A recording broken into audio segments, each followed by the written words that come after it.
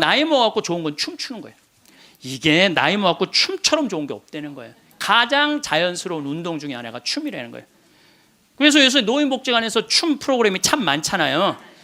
가서 춤만 추세요. 또 눈이 맞아갖고 막 뭐 결혼을 하느니 마느니.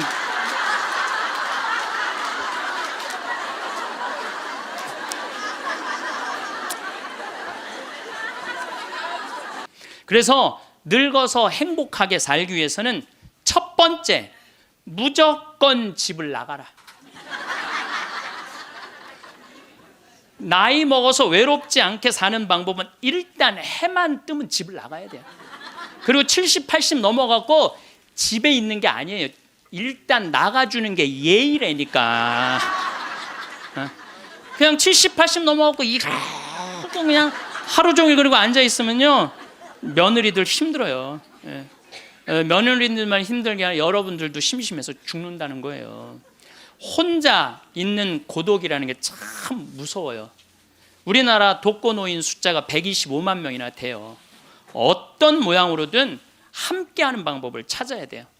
가끔 1박 2일씩 사라져 주는 것도 예의야. 그래서 우리 생태마을에 오는 것도 예의예요, 예의. 저는 우리 생태마을에 봄만 되면은 할머니 4분, 5분이요 어울려서 생태마을에 오셔서 월요일부터 금요일까지 쉬고 가요. 월요일부터 금요일까지 쉬어봤자 13만 원밖에 안 돼요. 아니 여러분들 일주일 동안 내 손으로 밥 안 하고 먹여주지, 재워주지, 찜질방 있지, 산책로 있지, 미사 있지, 강의 있지. 1년에 한두 번 13만 원 위해서 나를 못 써요? 근데 그 할머니들이 이제 몇 년을 오는데 그 할머니 나한테 이구동성을 하는 얘기가 있어요. 신부님 말대로 집 잡혀서 이렇게 내가 쓰다 보니까 인생이 너무 즐겁다는 거야.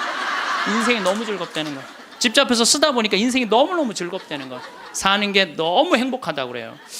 요즘 우리 어머니 친구들이 매일 모여서 우리 집에서 먹고 막 춤도 춘대. 음악 틀어놓고 춤도 추고. 그리고 또 뭐예요? 니마 그 강을 건너지 마오도 가서 보고 국제시장도 가서 보고 왔는데 평생 영화 안 보러 가시던 분인데 요즘 보러 다녀요. 80세 돼 갖고. 근데 어머니가 하시는 말씀이 이제 사는 게 재밌대. 쓰니까 재밌는 거 쓰니까. 여러분들 국제시장에 유일한 내 귀에 들어오는 단어가 딱 하나 있어요. 이 한덕수라는 친구가 함흥 일사후퇴에서 오잖아요. 네가 장남이니까 네 책임져지라고. 그러니까 이제 자기가 대학도 못 들어가고 파독 광부가 되죠. 그런데 다시 돌아와요. 해양대학에 합격을 해요. 돌아와서. 근데 베트남 또 참전을 가요. 동생하고 꽃분이네 가게 그거 구한다고. 근데 그 부인이 한마디 해요. 당신 왜 가족을 위해서만 사느냐고. 당신을 위해서도 살으라고. 당신을 위해서도 살으라고. 그런데도 이 사람은 끝까지 가족을 위해서 마지막까지 살죠.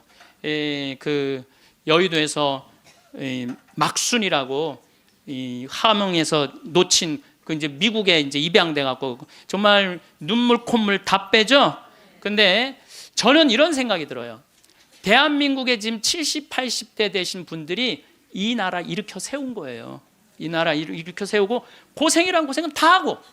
그럼 이제 호강할 때도 됐는데 아직도 뭐가 몸에 뱄냐면 나 같은 게 무슨 호강이야. 이런 생각을 하는 분들이 너무 많아요. 그래서 여러분들 제발 집을 나가세요. 집을 무조건 나가야 돼요. 집을 나가야지 집 안에 있으면 안 돼. 그래서 월요일 날은 경북궁 쉬죠. 화요일 날은 경북궁, 수요일 날은 덕수궁, 목요일 날은 창덕궁, 금요일 날은 국립박물관, 토요일 날은 온양온천. 전철 공짜냐. 온양온천 갔다 오고, 일요일 날은 춘천 갔다 오고. 그렇게 계속 돌아다니는 거예요. 계속. 돈 하나도 안 들어요. 다 무료 입장이야. 다 무료 입장. 내가 말하는 데는 다 무료 입장이야. 그렇게 계속 돌아다니다 보면은요, 죽을 때 어떻게 죽는다고? 지쳐서 죽는다니까. 지쳐서. 죽을 때 지쳐서 죽어야 돼. 미국에서는 할머니 할아버지들 사진을 찍어놔요. 사진을 찍어놓고 3개월 동안 뭐를 시키느냐면은 3개월 동안 뭐를 시키느냐면은 운동을 시켜요. 헬스도 하게 하고 그다음에 파티도 하게 하고 럭비도 하게 하고 그렇게 3개월 동안 그 3개월 후에 다시 사진을 찍어요. 그랬더니 3개월 전에 찍은 사진보다 3개월 후에 찍은 사진이 훨씬 젊게 보이더라 이거예요. 사람은요 어떤 마음을 가지고 사느냐에 따라서 생김새도 달라진다는 거예요. 나는 늙었어. 난 이제 죽을 거야. 죽을 날만 계속 기다리고 있잖아요. 그러면 그냥 죽는 거예요. 그 우리나라 그 의사 선생님들이 100살 넘은 분들한테 문의를 했어요. 손수건 있어요. 걱정하지 마세요. 여러분들이 너무 많아갖고 지금 더워서. 또 강원도는 오늘 영하 17도예요. 영하 17도라 내복을 입고 왔더니 우리는 내복을 안 입으면은 추워서 못 살아요. 어쨌거나 100살 넘은 분들한테 물어봤어요. 이렇게 100살까지 어떻게 건강하게 사느냐고. 근데 100살 넘은 모든 분이 똑같이 뭐라고 얘기냐면 해만 뜨면 집을 나간다는 거예요. 여러분들 오늘 해만 뜨면 여기 나오니까 좋아요 안 좋아요? 좋잖아. 천주교가 얼마나 할 일이 많아요. 그래서 여러분들 나는 성당 다니는 거 나이 먹어서 참 좋다고 생각해. 성당 다니는 거. 성당 갈 때까지 걸어가요 안 걸어가요? 걸어. 올 때 걸어오고. 그리고 또 우리 천주교가 미사 참여할 때 그냥 놔둬요. 일어나라 앉아라 들어와라 나가라. 얼마나 많이 시켜 미사 때마다. 그리고 여러분들 나이 먹어서요 이렇게 많은 사람들 속에 어우러져 있으면요 자기가 의식이 젊어진대요. 그래서 뭐가 안 걸리냐면 치매가 안 걸리는 거예요. 치매가. 그래서 레주하는 할머니들이 되게 자다가 돌아가신대. 많이 끝까지 활동한다가 지쳐서 죽는 거예요. 지쳐서. 레주하는 할머니들이 끝까지 활동하다가 지쳐서 죽는 거예요. 지쳐서. 그러니까 여러분들 성당 다니는 거 참 좋은 거예요. 그리고 제가 권하는 거는 무기력증에 빠지지 않기 위해서 가장 중요한 거 운동하는 거예요. 헬스 자전거 타는 거. 헬스 자전거 꼭 타세요. 허벅지에 근육이 풀리잖아요. 그때부터 누워서 똥오줌 싸는 거예요. 여러분들 누워서 똥오줌 싸는 사람들 많이 보셨어요? 아마 내가 제일 많이 봤을 거야. 누워서 똥오줌. 왜냐하면 환자 봉송체 나가니까. 그러면요 한 5년 10년 누워서 똥오줌 싸는 집에 들어가잖아요. 온 집안에 냄새가 배 있어요. 온 집안에. 그러니 그 집이 기쁨이 있겠어요 없겠어요? 본인만 삶의 질이 떨어지는 게 아니라 그 가족 전체가 삶의 질이 떨어지는 거예요. 또 내가 또 가정방문 간다고 또 청소해놓고 향수는 뿌려갖고 이게 향수하고 섞여갖고 무슨 냄새인지 구분이 안 돼.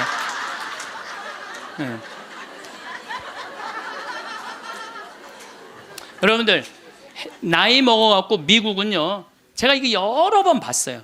미국은요 90살이 넘어서 다리가 풀려갖고 거동을 못하는 분들한테 의사가 약 처방 안 해요. 뭘 처방하냐면 헬스장 가라고 그래요. 헬스장. 왜냐하면 몸에 근육이 있으면요 잠도 잘 와요. 몸에 근육이 있으면 잠도 잘 오고 또 몸에 근육이 있으면은 누워서 똥오줌 안 싼다는 거예요. 그래서 어떤 할아버지는 헬스를 하면서부터 어깨가 넓어져갖고 양복을 다시 맞추고 춤도 추고 그런다는 거예요. 돈 쓰는 거 아깝다고 72%의 돈 쓰는 거 아깝다고 72%의 할머니 할아버지들이 아무것도 안 해서 집에만 있는다는 거예요. 우리나라에 지금 72%의 할머니 할아버지들이 돈 쓰는 거 무섭고 아깝다고 아무것도 안 하고 집에서 있는다는 거예요. 그런데 이 중에 45%는 극빈자예요. 극빈자라고 그러는 거는 정말 어려운 분들이 우리나라 OECD 국가 중에 노인 가장 가난한 나라가 우리나라예요. 이것도 참 슬픈 일이에요. 왜냐하면 우리나라가 정말 잘 사는 나라거든요. 여러분들 우리나라 잘 사는 나라인지 모르세요? 알죠? 잘 살아요. 이번에도 뭐 1조 1000억 달러를 달성하고 무역 흑자 500억 달러가 넘는 나라예요. 그런데 노인들은 OECD 국가 중에 가장 가난해. 이게 참 슬픈 일이에요. 근데 어쨌든 45%는 정말 쓸 돈이 없는 할머니 할아버지들이에요. 그런데 나머지 27%는 돈 쓰는 게 아까워서 못 쓰는 분들이에요.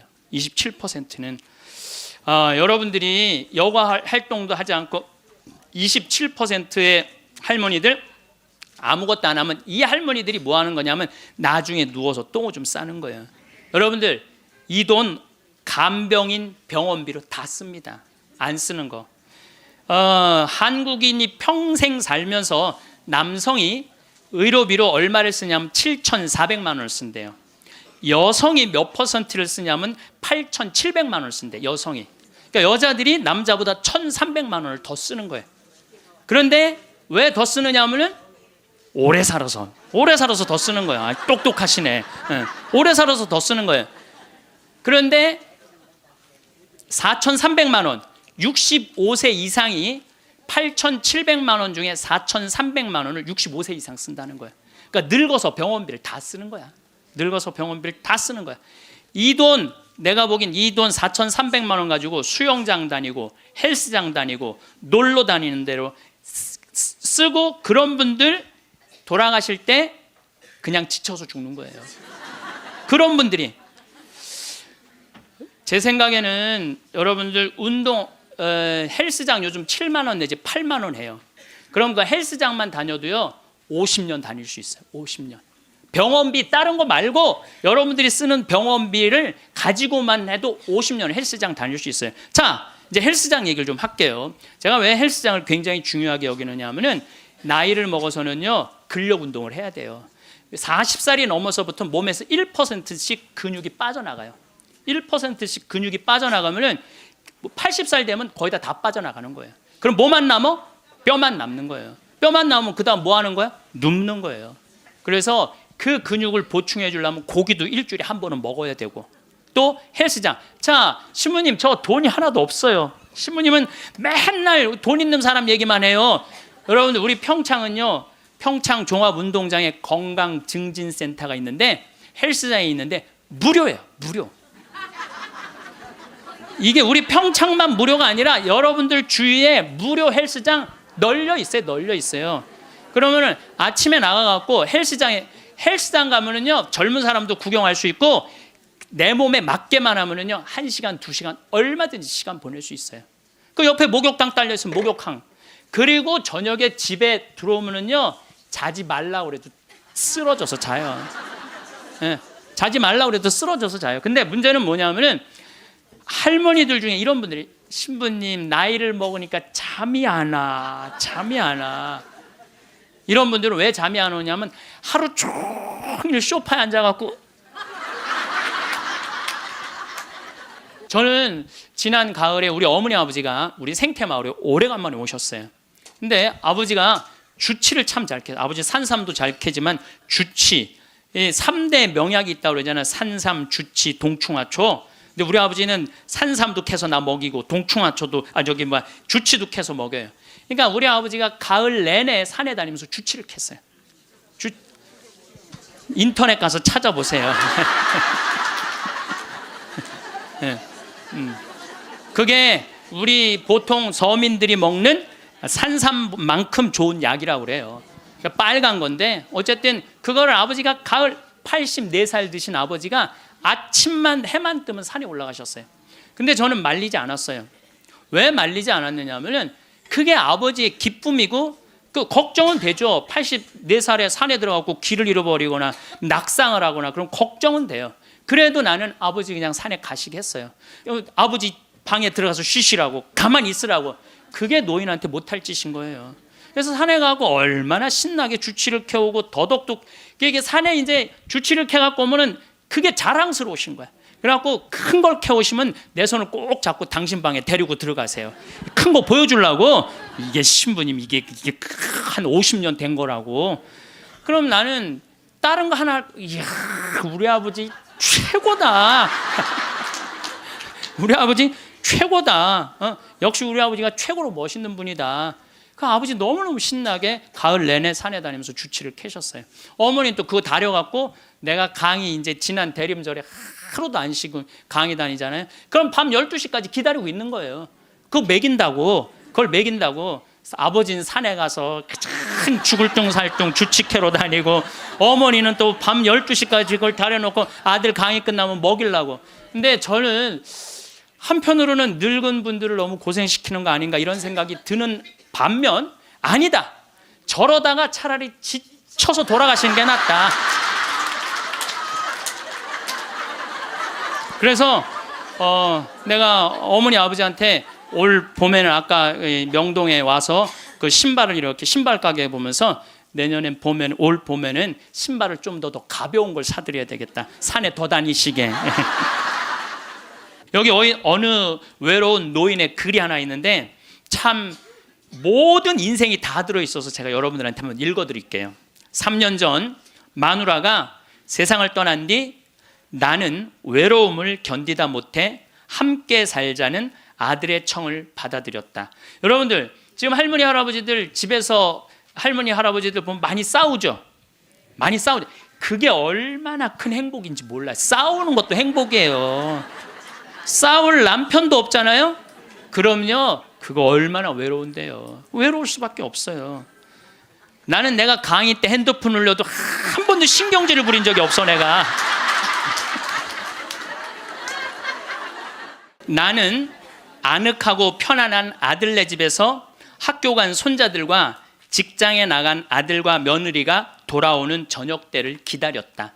그러니까 자식 집에 들어가서 살아도요 혼자인 거예요. 혼자인 거예요. 아이들이 있어 집안 분위기가 활기찰 것이라고 기대했지만 손자 녀석들은 학교에서 돌아오자마자 늘 숙제하느라고 바빴다. 공부하느냐고 할머니 할아버지랑 놀아줄 시간 없다는 얘기예요. 하루에 한 번 저녁 시간에 온 식구가 모였는데 식사 분위기는 대체로 딱딱했다. 가끔 어린 손자가 학교에서 일어난 일을 얘기하며 깔깔대면 제 어미가 할아버지 앞에서 떠들면 못 써 하고 야단을 쳤다. 사실 나는 녀석들이 짓거리는 일이 즐거웠는데 말이다. 차를 마실 때라도 두런두런 이야기를 나누면 좋으련만 아들이 아버님 늦었습니다. 이제 그만 주무시지요 하고 말하면 나는 잠이 오지 않아도 내 방에 가야 했다. 감옥이죠. 감옥. 바깥에 나가고 혼자 있을 수도 없고 자식하고 산다고 행복한 게 아니라니까요. 그러던 어느 날 이웃 노인 몇 사람과 오래간만에 즐겁게 마작을 하다가 시간 가는 줄 몰랐다. 그러다 저녁에 퇴근한 며느리에게 그 노인들 식사를 같이 부탁했는데 며느리가 진수성찬을 차려 올렸다. 그런데 이튿날 아침이었다. 아들이 미리 말도 없이 손님을 청하면 어떡하냐면서 앞으로 그러지 마세요라고 말했다. 언젠가부터 나는 자주 배가 고팠다. 금방 밥을 먹어도 또 배가 고팠는데 냉장고에 내가 먹을 만한 간식이 없었다. 그래서 나는 매일 늙은 행상한테서 만두를 3상자씩 사 먹었다. 그 뒤로는 뱃속이 편안했고 하루 종일 목소리를 쓰지 않는 나로서는 만두 장수와 이야기 나누는 일도 즐거웠다. 여러분들 늙으면은요 이 만두 장사랑 얘기 나누는 것도 즐거워. 나하고 누가 말만 해줘도. 그래서 우리 생태마을에 전화해갖고 할머니들요 무지하게 통화 오래 하는 할머니들 많아요. 어느 날 만두 장수는 내게 줄 거스름돈이 모자라 나중에 며느리를 통해서 돈을 건네주었는데 며느리는 아버님이 이렇게 직접 사다 드시면 사람들이 우리가 아버님을 잘 돌보지 않는다고 생각할 거예요 라고 말했다. 그렇게 2년이 흘렀다. 갈증이 나고 자주 오줌이 마려운 증세가 더 심해져 병원에 갔더니 당뇨병이라고 했다. 아들은 너무 많이 드셔서 그 병에 걸린 겁니다 라고 말했다. 며칠 뒤 내 몸은 회복됐지만 마음은 뒤숭숭했다. 그러다 문득 마누라 장례식 때 보고 여태 만나지 못한 친구가 생각났다. 그때 친구는 장례식장에서 양로원 생활이 즐겁다고 했다. 같은 연배의 늙은이들과 산책도 하고 요리도 하고 밤 늦게까지 얘기도 나눈다며 만족한 표정을 지었다. 내가 들어갈 방도 있냐고 묻자 친구는 자네는 아들과 더불어 만년을 편안히 즐기게 라고 말했다. 여러분들 늙어서요 늙은 친구들하고 어울려서 노는 게 행복할 것 같아요. 나 쳐다보지도 않는 아들하고 사는 게 행복할 것 같아요. 여러분들 여기 지금 늙은 친구들하고 오신 분들 많죠? 네. 아들이 여기 와서 놀아줄 수 있어요? 못 놀아줘요? 못 놀아줘요. 그러니까 이 생각을 바꿔야 된다는 거예요. 그냥 돈을 꾸리고 아껴서 그 옆에 있는 소중한 친구하고 밥 한 번 사 먹을 생각 안 하고 자식 뒷돈 대줄 생각만. 그 정신 나간 엄마 아빠들이라는 거예요. 그러면 나는 그 친구의 말에 공감했지만 이미 3년을 편안하게 보냈으니 그것으로 족하지 않는가. 나는 자리에서 일어나 주섬주섬 짐을 꾸렸다. 옛 친구들이 있는 곳으로 가기 위해. 제가 가끔 삼성 노블 카운티 또 유무상통 마을, 그야말로 돈이 있는 할머니 할아버지들 저기 막 노인 요양시설에 가서 강의를 해요. 그분들 참 멋지게 살더라고요. 해주는 밥 딱딱 먹고 수영장 있고 뭐 저기 뭐 삼성 노블 카운티는 골프 클럽도 있더라고. 같이 골프도 치고 다니고. 여러분들 다 하실 수 있어요. 뭐만 하면 학원만 끊으면 욕심만 버리면 여러분들 다 하실 수 있어요. 대한민국은요 지금 얼마든지 행복하게 살 수 있는 길이 있는데 이놈의 욕심이 지금 대한민국을 막고 있는 거예요. 저는 고등학교 3학년 때까지 어머니 아버지가 저를 키웠어요. 저는 뭐 우리 집 막내로서 정말 사랑 많이 받고 자랐어요. 그 신학교 들어가니까 누가 날 키워줬어? 교회가 날 키워줬어. 신학교 교회가. 신부 되고 보니까 너무 고마워. 그래서 20년 동안 나 키워준 어머니 아버지한테 은혜를 갚으리라. 내가 받은 만큼은 돌려주리라. 그래갖고 내가 첫 신부 돼갖고 첫 사목 활동비 받았을 때 45만 원인가 받았어요. 그 24년 전에요. 어머니 25,000원, 아버지 25,000원 용돈 드렸다니까요. 그렇게 20년 동안 한 달도 안 빠지고 용돈 드렸어요. 그 4년 전에 끝났어. 4년 전에 계산 끝났어요. 그런데도 어머니 아버지가 갈 생각을 안 하네. 아버지 85, 어머니 83인데 너무 정정하신 거예요. 근데 저는 괜찮아요. 왜냐하면 여러분들 저는 사실은 어머니 아버지를 전 참 많이 사랑해요. 이제는요 자식이 효도로 부모를 모시는 시대는 끝났어요. 자식이 부모를 얼마나 사랑하느냐가 결정적이에요. 너무 사랑하면 보고 싶잖아. 자꾸 같이 있고 싶고. 사랑은 그거 아니에요? 보고 싶고 같이 있고 싶고. 그러니까 아버지가 85이 돼도 어머니가 83이 돼도 항상 머릿속에는 시간만 되면 아버지 어머니 보러 가고 싶다. 이 생각을 좀 갖고 있어요. 이건 효도의 차원이 아니에요. 사랑의 차원이지. 그러니까 나는 또 어머니 아버지가 살아있는 게 좋아. 왜냐하면 어머니 아버지 죽으면 아무도 없잖아요. 마누라가 있어, 자식이 있어, 누가 있어. 어머니 아버지 죽으면 끝인데. 그래서 내가 어머니 아버지한테 꼭 하는 말이 있어요. 올해도 가서 말씀드렸어요. 어머니 아버지 내가 70에 은퇴하니까 앞으로 딱 20년만 더 살아라. 그럼 아버지 105, 어머니 103이야.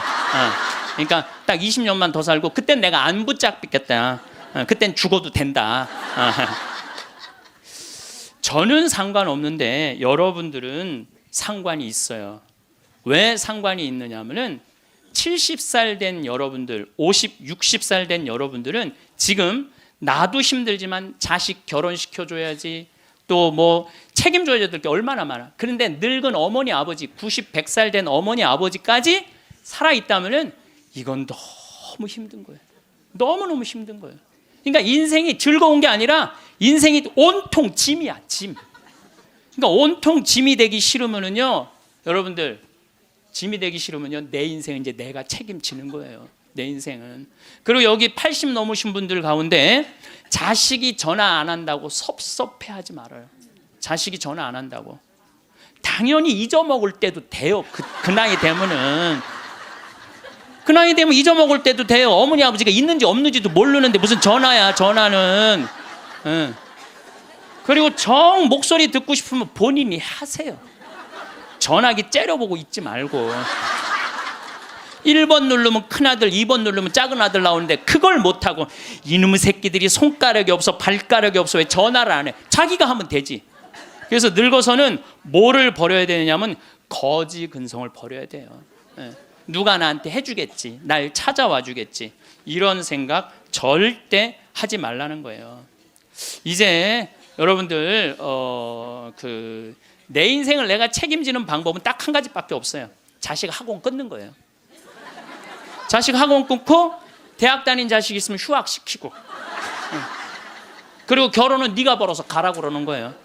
이 대한민국 이 세 가지가 안 되잖아요. 그럼 모두가 불행할 수밖에 없어요. 근데 우리나라 애들이 지금 얼마나 허약하냐 하면 우리 생태마을에 우리 생태마을은 참 일이 1년 내내 일이 너무너무 많아요. 그래서 사람이 많이 필요해요. 사람이 많이 필요해갖고 내가 고등학교 졸업생들 많이 뽑았어요. 근데 10명 중에 9명은 가요. 일주일도 일을 못하고. 10명 중에 9명이 왜 일주일도 못하고 가는 줄 알아요? 초등학교, 중고등학교 24시간 책상에만 앉아 있었던 애들이야. 책상에만. 그러니까 끈질기게 노동을 하는 걸 배워본 적이 없어. 여러분들 유럽 아이들, 미국 아이들은요, 이 스포츠를 너무너무 중요하게 여겨요. 그래서 토요일 날 일요일만 되면은 엄마 아빠들이 애들 운동하는 거 계속 지켜봐요. 그래서 내가 이번에도 그 미국 쪽에 이 워싱턴 쪽에 강의를 갔는데 그러더라고요. 여기 우리 사회는요, 운동을 못하면은 사람 대접을 못 받는다는 거예요. 자기 아들 지금 럭비를 시킨대. 우리나라 럭비를 시키는데 초등학교 6학년 애야. 너무너무 럭비를 잘한다는 거예요. 그러니까 그 럭비 데리고 다니는 게 일이야. 그러니까 걔네들은 기본 끈기가 있는 거야. 운동을 하니까. 근데 우리나라 애들은 운동이 어디 있어? 국어, 영어, 수학 외우느냐고 그냥 대학교 때까지 책상에 앉아 있는 거야. 이런 애들이 생태마을에 와서 아침 9시부터 저녁 6시까지 일을 해봐요. 못 견뎌요. 뭐 하루 만에 가는 놈, 이틀 만에 가는 놈, 일주일 만에 가는 놈. 제가 그 돌아가는 아이들을 보면서 이거 큰일 났구나. 대한민국 이거 큰일 났구나. 전부 머리 쓰는 일만, 그것만 일이라고 생각하고 노동을 귀하게 여기지. 여러분들 노동을 귀하게 여기지 않으면요, 그 사회는요 끝나는 수밖에 없어요. 로마가 왜 망했어요? 자기 나라 지키는 용병 다 용병 갖다 써갖고 망한 거예요. 우리나라도 지금 외국인 노동자들 엄청나게 들어오잖아요. 그러니까 중소기업에 가보면 전부 사람이 없다고 난리야. 그런데 국가에 보면은 지금 애들 캥거루족이 100만 명에 취직 못하는 애들 200~300만 명이 넘게 집에서 그냥 노는 거야. 아무 일도 안 하고 엄마 돈 빼먹는 거죠. 엄마 아빠 등골 빼먹는 거예요. 그거는 엄마 아빠의 등골만 빼먹는 게 아니라 80, 90까지 살 엄마 아빠 등골까지 다 빼먹는 거예요. 이게 여러분들 보통 심각한 문제가 아니에요. 대한민국 지금 심각해요. 자식들한테 돈 다 뺏긴 노인들, 쓸 돈이 없어서 집 안에만 그냥 박혀 있는 거예요. 공원에 나가 이렇게 장기 바둑 두는데 기웃거리다가 집에 들어오는 할머니들 참 많아요. 근데 이게 다 여러분들 욕심 때문에 그래요.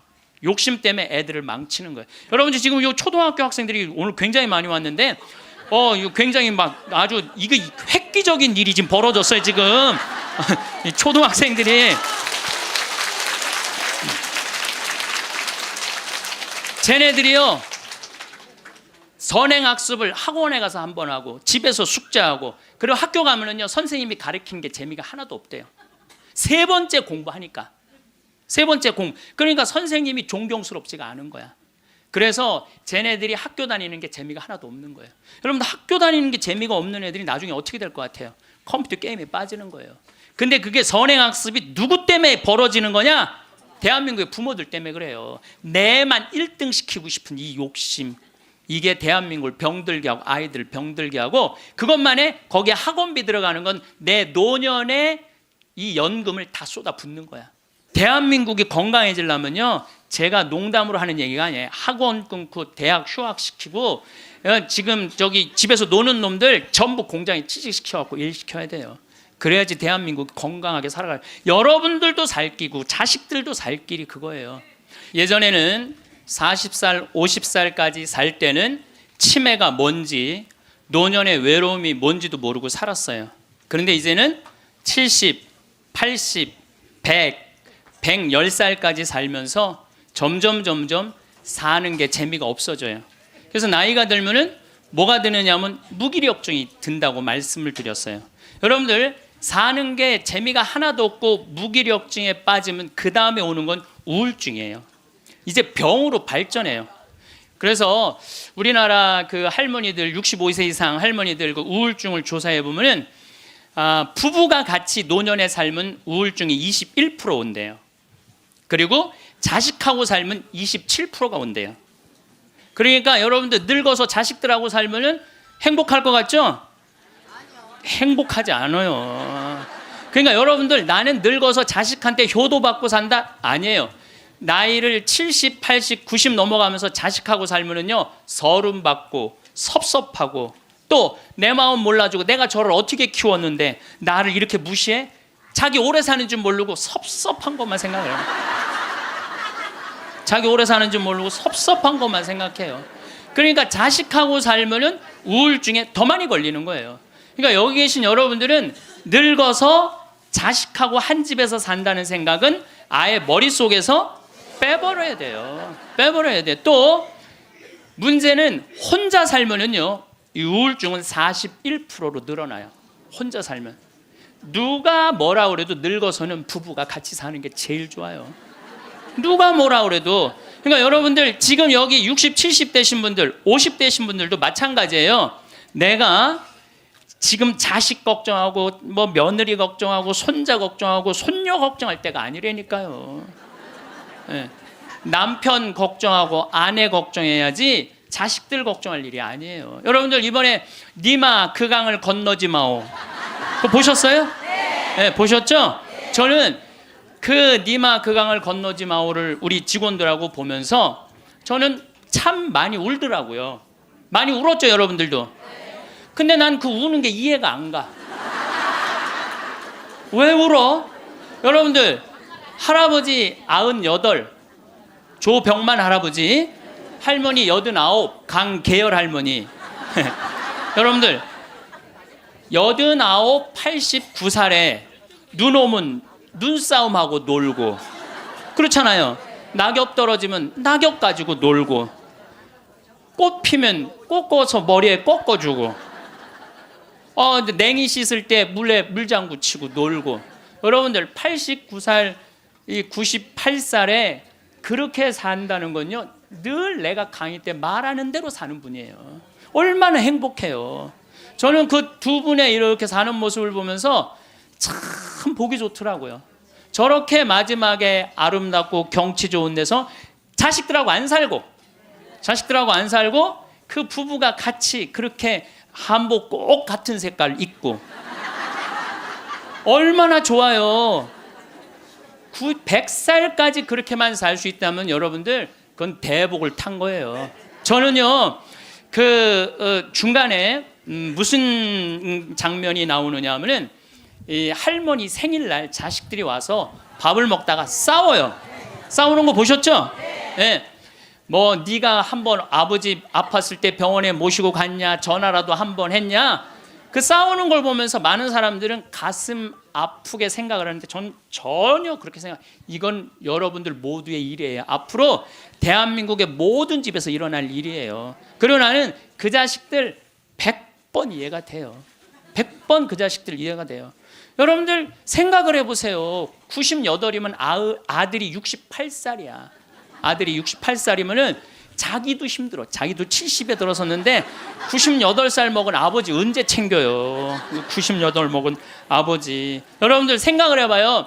예, 여러분들 딸이 하나 있는데 40살까지 시집도 안 가고 80 다 된 내 옆에 붙어 살아. 그럼 그 딸 이뻐요, 미워요? 그리고 그냥 돈이라도 벌어오면 좋은데 돈도 안 벌어와. 돈도 안 벌어오고 계속. 그리고 이런 우리나라 캥거루족이 몇 명이냐면은 100만 명이래요. 그러니까 어머니가 70, 80이 다 됐는데도 그 어머니 등골에 붙어서 빼먹는 거야. 자기는 돈도 안 벌고. 여러분들 그런 딸들이 자기가 독립하지 않고 계속 부모 힘들게 하면 그 딸 밉잖아요. 그럼 입장을 바꿔놓고 생각해보자 이거야. 내 나이가 60이 됐는데 아버지가 100살 되도록 안 죽고 계속 내 등에 붙어 살면은 60 먹은 자식은 힘들 것 같아요, 안 힘들 것 같아요? 똑같은 입장이에요. 계산상 안 맞는다는, 계산상. 자식을 20년 키웠으면 20년만 얻어 먹어야지. 근데 이제는 20년 키우고 40년, 50년, 60년 얻어 먹는다니까요. 지금 50살 되신 분들은 110살까지 산다고 말씀드렸죠? 그러면은 지금 50살 된 분들 110살까지 살면은요, 60살서부터 자식 기대고 산다면은요, 몇 년 얻어 먹는 거야? 50년 얻어 먹는, 50년. 지금 40살들은요 120살까지 사는 거야. 그럼 60살서부터 자식 기대서 얻어 먹고 산다면은요 60년 얻어 먹는 거야. 20년 기껏 키우고 난 다음에 60년 얻어 먹는 게 말이 돼요? 그러니까 이제는 자식하고 산다는 거는 자식이 늙어서 나를 책임진다는 건 상상도 하지 말라는 거예요. 누가 책임져야 돼? 내 인생은 내가 책임지는 수밖에 없어요. 여러분들 누워서 똥오줌 싸는 아버지를 모시면서 어떤 분이 일기를 썼어요. 극히 일부만 제가 옮겨놓을게요. 이 참 내용이 참 가슴이 참 짠해요. 이 더 기가 막힌 내용도 있는데 내가 이 방송이라 정말로 정말 우리들이 들을 만한 객관적인 내용만 쓴 거예요. 어제는 불효를 했다. 기저귀 찬 채로 거실로 나가려는 아버지와 어머니의 실랑이가 벌어지고 급기야는 누워서 발길질하는 아버지의 폭력으로부터 어머니가 먼저 돌아가실 지경에 이르렀다. 여러분들 마지막에 똥오줌 싸고 이런 분들 치매에 걸린 분들은요 막 뱀이 막 기어간대요. 천장에 뱀이 기어가고 천장이 막 무너지는 것 같고 극도의 공포에 사로잡힌대요. 그러니까 치매 걸리는 게 진짜 똥오줌 싸는 것보다 더 무서운 게 뭐예요? 치매 걸리는 거예요. 근데 진짜 무서운 건 치매에 걸려갖고 똥오줌 싸는 거예요. 치매에 걸려갖고. 그리고 집 나가갖고 치매 걸리는 부모님 잃어버리면은 자식들이 또 얼마나 애가 타요. 그리고 막 짓기 다 망가뜨려 놓고. 참 이런 못할 짓을 이게 이유가 딱 한 가지라니까요. 안 죽어서 생기는 일이에요. 안 죽어서. 자, 여기 그러니까 이 할아버지가 이제 할머니를 막 때렸나 봐요. 밤이면 더욱 기승을 부리는 망령. 이미 아버지의 영혼의 절반은 잡기에게 농락당하는 처지에 이른 것이니 이 집안을 어찌할꼬. 부처님께 3배 후, 불교 신자예요.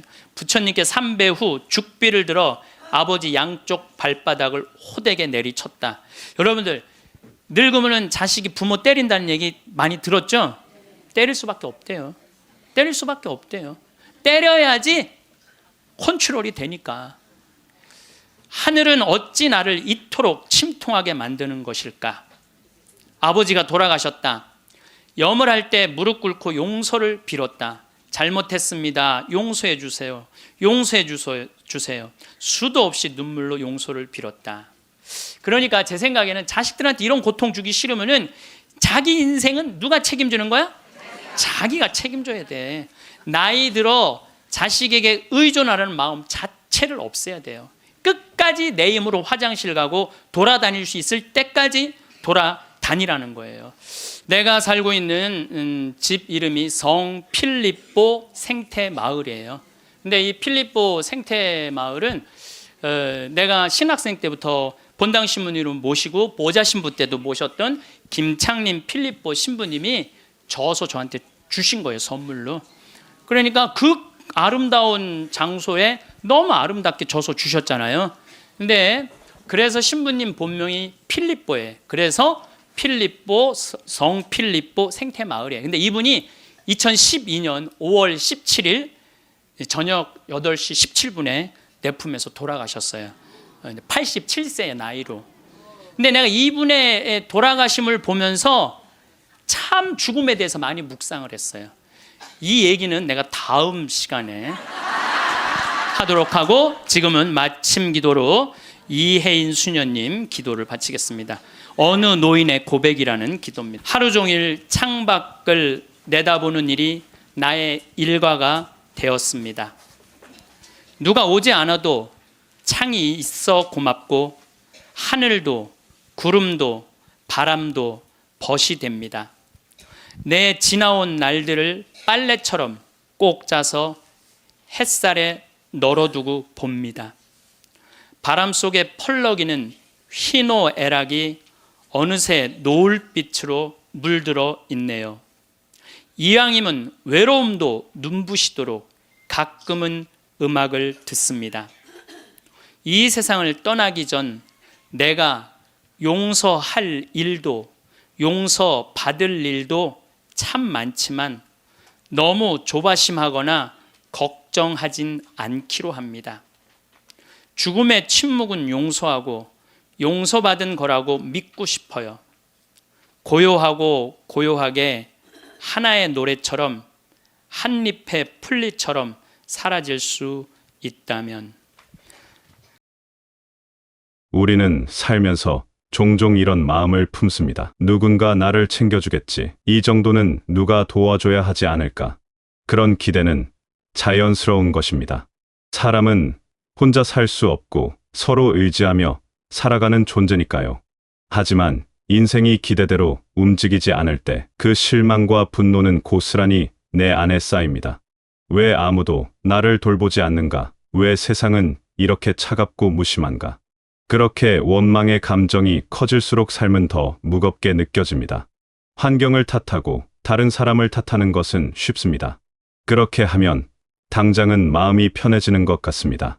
내 잘못이 아니라는 안도감, 내가 노력해도 소용없다는 체념. 하지만 그 순간 우리는 스스로를 무력한 존재로 만듭니다. 남 탓을 하는 순간 나는 내 삶의 주인이 아니라 희생자가 됩니다. 환경 탓을 하는 순간 나는 변화를 만들어낼 수 없는 사람이 됩니다. 그렇게 삶은 점점 내 손에서 멀어져 갑니다. 하지만 한 가지 분명한 진실이 있습니다. 내 인생은 결국 내가 책임져야 한다는 것입니다. 이 말이 냉정하게 들릴 수도 있습니다. 하지만 이것은 냉정함이 아니라 자유의 시작입니다. 누군가에게 내 삶을 의지하는 순간 나는 그 사람의 선택과 판단에 따라 흔들리게 됩니다. 그 사람이 나를 챙겨주지 않으면 서운하고 그 사람이 떠나면 무너집니다. 반대로 내 인생을 내가 책임진다는 자세를 가지면 비로소 나는 내 삶의 주인이 됩니다. 이 단순하지만 강력한 태도가 삶의 모든 것을 바꿉니다. 책임진다는 것은 모든 것을 혼자 해내야 한다는 뜻이 아닙니다. 도움을 청하지 말라는 뜻도 아닙니다. 책임진다는 것은 내 삶의 방향을 내가 정한다는 것입니다. 무엇을 선택할지, 어떻게 반응할지, 어디로 갈지를 남이 아닌 내가 결정한다는 것입니다. 남들이 뭐라고 하든, 세상이 어떻게 돌아가든 최종 결정권은 내게 있다는 것을 인정하는 것입니다. 많은 분들이 시간이 지나면서 누군가를 의지하고 싶은 마음이 더 커진다고 말합니다. 몸이 예전 같지 않고 기력이 떨어지고 혼자 감당하기 버거운 일들이 늘어나니까요. 그래서 자연스럽게 누군가에게 기대고 싶어집니다. 가족이든 친구든 시스템이든. 하지만 의존이 깊어질수록 삶은 더 무겁고 불안해집니다. 상대방의 반응 하나하나에 마음이 흔들리고 상대방이 내 기대에 부응하지 않으면 상처받습니다. 의존은 편안함을 주는 것 같지만 실은 나를 더 약하게 만듭니다. 의존적인 마음을 내려놓는 것이 주체적인 삶의 출발점입니다. 이것은 냉정하게 혼자 살아가라는 뜻이 아닙니다. 관계를 끊으라는 뜻도 아닙니다. 다만 내 삶의 중심을 남이 아닌 나에게 두라는 것입니다. 내가 행복하기 위해 누군가가 꼭 무엇을 해줘야 한다고 생각하면 나는 평생 그 누군가를 기다리며 살게 됩니다. 하지만 내가 먼저 나를 행복하게 만들 수 있다고 믿으면 삶은 완전히 달라집니다. 진짜 주체적인 삶은 거창한 결단에서 시작되지 않습니다. 작은 선택을 내가 직접 하는 것에서 시작됩니다. 오늘 무엇을 먹을지, 어디를 갈지, 어떤 옷을 입을지, 이런 사소한 결정들이 모여서 나는 내 삶을 스스로 꾸려가는 사람이 됩니다. 경제적인 문제도 마찬가지입니다. 돈을 어떻게 쓸지, 어디에 투자할지, 어떻게 관리할지를 남에게 맡기지 않고 스스로 결정하는 것. 정서적인 문제도 그렇습니다. 외로움을 누군가가 채워주기를 기다리는 대신 스스로 즐거움을 찾고 의의를 만들어가는 것. 건강 문제 역시 마찬가지입니다. 누군가 나를 돌봐주기를 바라는 대신 내가 내 몸을 직접 챙기는 것. 이런 태도들이 모여서 비로소 주체적인 삶이 완성됩니다. 이런 작은 선택들이 쌓이면 놀라운 일이 벌어집니다. 자신감이 생깁니다. 내가 내 삶을 컨트롤하고 있다는 느낌, 내가 방향을 정하고 있다는 느낌이 자존감을 높입니다. 남의 눈치를 보지 않게 됩니다. 남들이 뭐라고 하든 내 선택에 확신이 있으니까요. 불안이 줄어듭니다. 내가 무엇을 하고 있는지 알고 내가 어디로 가고 있는지 알면 불안은 저절로 사라집니다. 그리고 이 주체적인 삶의 힘은 특히 지금 같은 시기에 더 빛을 발합니다. 왜냐하면 아무리 주변에 사람이 많아도 결국 아무도 내 몸을 대신 지켜주지 못하기 때문입니다. 이것은 슬픈 이야기가 아닙니다. 그냥 현실입니다. 자녀도, 배우자도, 사회 시스템도 완벽한 안전망이 되어주지 못합니다. 그들은 각자의 삶이 있고 각자의 한계가 있습니다. 물론 그들은 나를 사랑하고 걱정합니다. 하지만 그들이 나를 대신해서 건강을 지켜줄 수는 없습니다. 내가 아프면 안타까워하지만 그 고통은 온전히 내 것입니다. 내가 움직이지 못하면 도와주지만 그들이 나를 대신해서 살아줄 수는 없습니다. 병원에 가면 의사가 처방을 내려주지만 약을 먹는 것은 내가 해야 합니다. 물리치료사가 운동법을 알려주지만 실제로 몸을 움직이는 것은 내가 해야 합니다. 아무리 좋은 의료 시스템이 있어도 결국 내 몸을 지키는 주체는 나 자신입니다. 이 사실을 인정하는 것이 두렵게 느껴질 수도 있습니다. 하지만 동시에 이것은 엄청난 힘입니다. 내 몸이 내 손에 달려 있다는 것은 내가 노력하면 바꿀 수 있다는 뜻이기도 하니까요. 많은 분들이 미래를 준비할 때 경제적인 부분에만 집중합니다. 얼마를 모아야 하나, 어디에 투자해야 하나, 연금은 충분한가? 물론 이것도 중요합니다. 하지만 정작 가장 중요한 준비를 놓치는 경우가 많습니다. 그것은 바로 몸입니다. 돈이 아무리 많아도 몸이 따라주지 않으면 삶의 질은 떨어집니다. 스스로 걷지 못하고, 스스로 일어서지 못하고, 스스로 움직이지 못하면 그 삶은 자유롭지 못합니다. 많은 분들이 이 사실을 뒤늦게 깨닫습니다. 몸이 무너지고 나서야, 내가 진짜 준비했어야 할 것은 돈이 아니라 몸이었구나 하고 후회합니다. 주체적인 삶의 완성은 결국 내 몸을 내가 지키는 능력에서 옵니다. 내가 내 몸을 컨트롤할 수 있을 때 나는 진정으로 자유롭습니다. 누군가의 도움 없이도 화장실에 갈 수 있고, 계단을 오를 수 있고, 밖에 나가 걸을 수 있습니다. 이것이 얼마나 큰 자유인지 몸이 건강할 때는 모릅니다. 하지만 이 자유를 잃어본 사람은 압니다. 스스로 움직일 수 있다는 것이 얼마나 소중한지를요. 그렇다면 어떻게 내 몸을 지킬 수 있을까요? 답은 명확합니다. 근육입니다. 근육은 돈보다 강한 자산입니다. 돈은 쓰면 없어지지만 근육은 쓸수록 늘어납니다. 돈은 누군가에게 빼앗길 수 있지만 근육은 오직 내 것입니다. 근육은 스스로 지킬 수 있는 내 몸의 보험입니다. 근육이 있으면 넘어지지 않습니다. 다리에 힘이 있으면 중심을 잡을 수 있고 균형을 유지할 수 있습니다. 설령 넘어진다 해도 다시 일어설 힘이 있습니다. 많은 분들이 낙상을 두려워합니다. 한 번 넘어지면 뼈가 부러지고 그 이후로 몸이 급격히 약해진다는 것을 알기 때문입니다. 하지만 근육이 탄탄하면 그 두려움이 줄어듭니다. 몸이 나를 지켜주니까요. 넘어질 때 근육이 충격을 흡수해주고 일어설 때 근육이 나를 다시 세워줍니다. 근육이 있으면 통증도 줄어듭니다.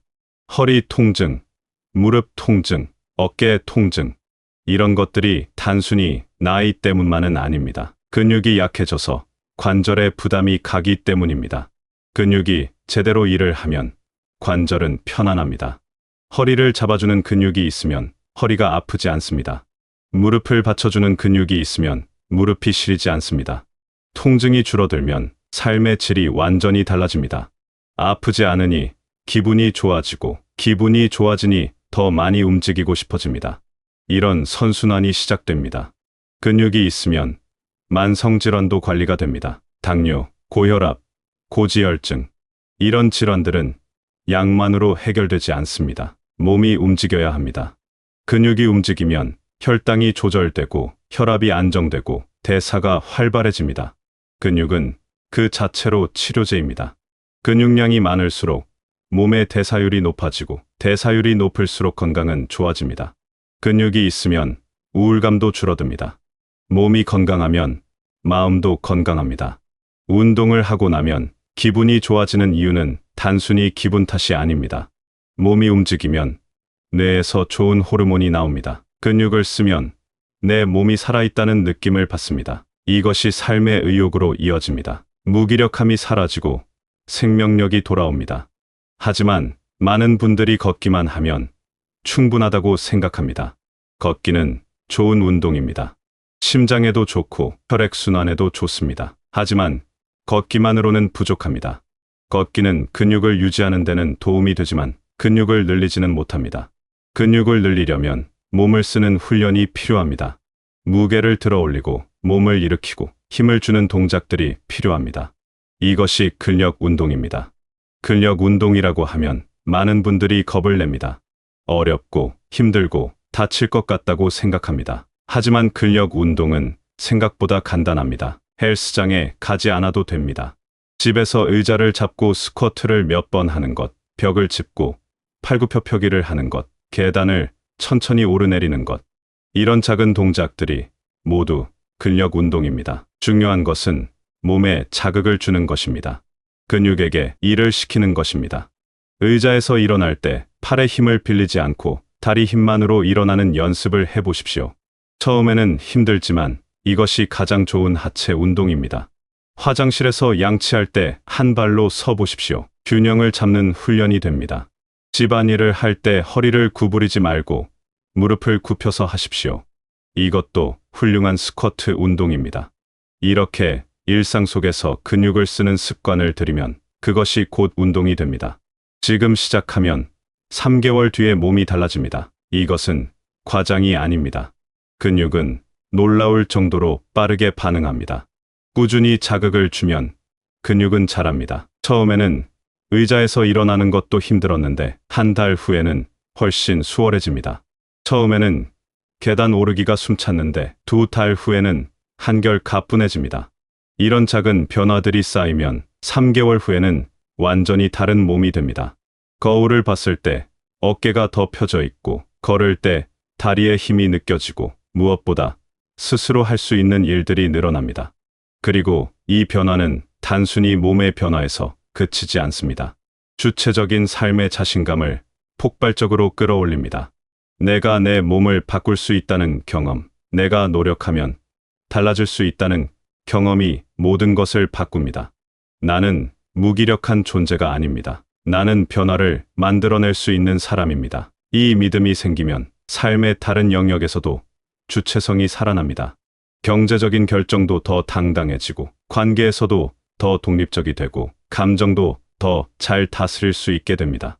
몸이 변하면 마음도 변합니다. 스스로 할 수 있는 일이 늘어나면 자존감이 올라갑니다. 남에게 의지하지 않아도 된다는 것, 내 힘으로 해낼 수 있다는 것을 확인하면 삶을 대하는 태도가 완전히 바뀝니다. 더 이상 두렵지 않습니다. 무엇이 닥쳐도 내가 감당할 수 있다는 확신이 생기니까요. 결국 주체적인 삶은 태도와 근육에서 완성됩니다. 내 인생을 남에게 맡기지 않는 태도, 그리고 내 몸을 지킬 수 있는 근육. 이 두 가지가 만나면 여러분은 어떤 상황에서도 흔들리지 않는 사람이 됩니다. 남이 나를 어떻게 대하든, 세상이 어떻게 변하든 나는 나를 지킬 수 있다는 확신. 이것이야말로 가장 큰 힘입니다. 주체적으로 선택하고 움직이는 사람은 어떤 상황에서도 품위 있게 삽니다. 품위는 외모나 학벌이나 재산에서 나오는 것이 아닙니다. 품위는 내가 내 삶을 책임지고 있다는 그 태도에서 나옵니다. 스스로 서 있고, 스스로 걷고, 스스로 선택하는 사람. 그 사람이야말로 가장 품위 있는 사람입니다. 남의 도움을 받더라도 당당하고, 혼자 있어도 외롭지 않고, 어떤 상황에서도 중심을 잃지 않는 사람. 그것이 진정한 품위입니다. 오늘 10분의 운동이 앞으로 10년을 바꿉니다.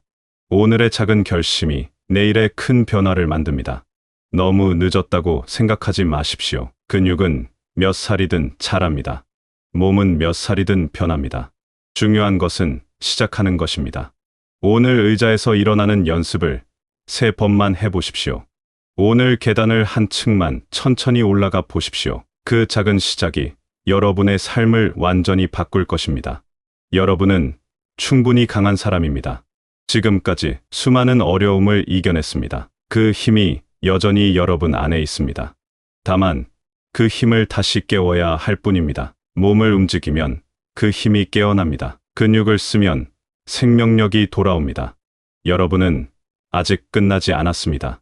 여러분의 가장 주체적이고 당당한 시간이 바로 지금부터 시작될 수 있습니다. 내 인생을 내가 책임지고 내 몸을 내가 지키는 삶.